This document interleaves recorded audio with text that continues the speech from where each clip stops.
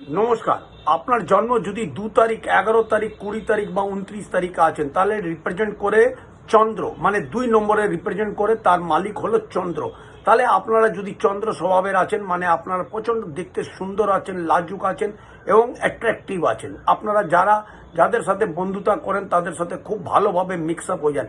কিন্তু আপনাদের মধ্যে এরকম একটা ভাবুক প্রকৃতির লোক আছেন আপনারা, যেটা একটু একা একা থাকতে বেশি পছন্দ করেন। কিন্তু আপনাদের মধ্যে আর্টিস্টিক একটা নেচার থাকে। আপনারা যদি কোনো কলা ক্ষেত্রে যদি আপনারা ভাগ নেন, তাহলে আপনারা প্রচণ্ড উন্নতি করতে পারেন। এবং আপনারা যদি কোনো ডিসিশন নেওয়ার যদি দরকার লাগে, তাহলে খুব চিন্তা ভাবনা করে আপনারা ডিসিশন নেন যে আমি এগোবো কি এগোবো না।